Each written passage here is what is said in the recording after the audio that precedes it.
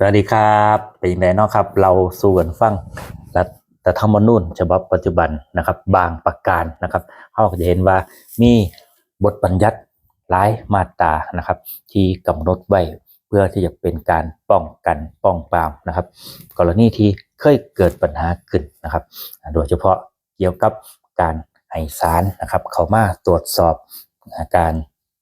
ฝ่าฝืนนะครับปฏิบัติตามสิ่งที่สังคมสร้างมาตรฐานรวมกันนะครับก็หนึ่งในคือเรื่องมาตรฐานทางจริยธรรมก็เป็นเรื่องใหม่นะครับที่เฮากับเพิ่งเคยเห็นนะครับแล้วก็เป็นข่าวเมื่อประมาณสัก2 ปีแล้วก็ปีที่ผ่านมานะครับก็เป็นสิ่งที่บ่งบอกนะครับลักษณะของสังคมไทยนะครับว่าที่ผ่านมาเกิดมีอย่างเกิดขึ้นนะครับเพิ่นก็พยายามที่จะแก้ไขปัญหาที่เคยเกิดขึ้นแล้วครับอาจจะว่าถูกใจหลายคนและอาจจะถูกใจใครหลายคนนะครับซึ่งมันก็เป็นไปบ่ได้ที่ทุกคนจะเห็นพ้องต้องกันถูกใจทุกคนนะครับบางเรื่องมันก็อาจจะถือว่าเป็นเป็นเกิดความยุติธรรมกับบางคนในขณะเดียวกันคนที่ได้รับผลประโยชน์ก็ต้องบอกว่าสิ่งนั้นมันบ่ยุติธรรมก็เป็นเรื่องของธรรมดาของสิ่งที่เรียกว่ากฎหมายนะครับแต่สิ่งที่สำคัญกันก็คือการอยู่รวมกันของคนในสังคมนะครับต่อไปครับก็จะเล่าสู่กันฟังเกี่ยวกับเรื่องของกฎหมายอาญาครับแน่นอนว่าอาญานี่เป็นสิ่งที่สังคมนะครับเห็นรวมกันว่าสิ่งนี้มันกระทบกับการอยู่รวมกันของคนในสังคมครับเพิ่นสังคมก็เลยสร้างกฎเกณฑ์มาว่าคุณทำสิ่งนี้มันเฮ็ดบ่ได้นะถ้าเฮ็ดไปแล้วเนี่ยมันจะมีความผิดมีโทษนะครับซึ่งคำว่ากฎหมายอาญาหรือว่าอาญาเนี่ยครับก็บ่ได้บัญญัติความหมายไว้ในกฎหมายครับ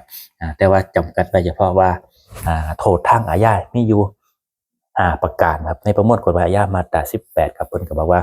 โทษทางอาญาจะมีอยู่5อย่างประหารชีวิตจำคุกกักขังปรับลิบทรัพย์ครับซึ่งก็จะต่างจากทางแพ่งครับทางแพ่งนี่สิบ่มีโทษทางอาญานะครับเพราะว่ามันเป็นเรื่องที่คนสมัครใจมาผูกพันกันนะครับอาจจะเป็นความตั้งใจหรือความบ่ตั้งใจครับเดี๋ยวคลิปต่อไป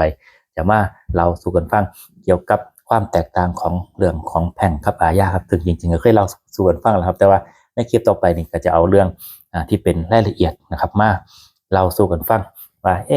ความรับผิดทางอาญาเนี่ยมันเกิดขึ้นได้จังใดนะครับเขามีหลักการคิดจังใดนะครับแล้วเราจะได้รู้ว่าเฮาเฮ็ดบ่เฮ็ดในสิ่งนี้เป็นว่าเป็นความผิดแล้วก็กรณีที่ถ้าเกิดว่ามันมีผู้ใดมาละเมิดมาเฮ็ดผิดทางอาญากับเฮานี่เฮาจะต้องท่าให้หน่วยงานของรัฐมาซอย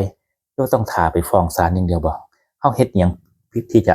เพื่อที่จะป้องกันสิทธิ์ของเพื่อจะให้มันทันการได้เลยบ่จำเป็นกับป้องกันเป็นจังได๋เดี๋ยวสิมาเล่าสู่ฟังในคลิปหน้าครับคลิปนี้ลาไปก่อนสวัสดีครับสวัสดีครับแล้วสวัสดีครับสวัสดีครับ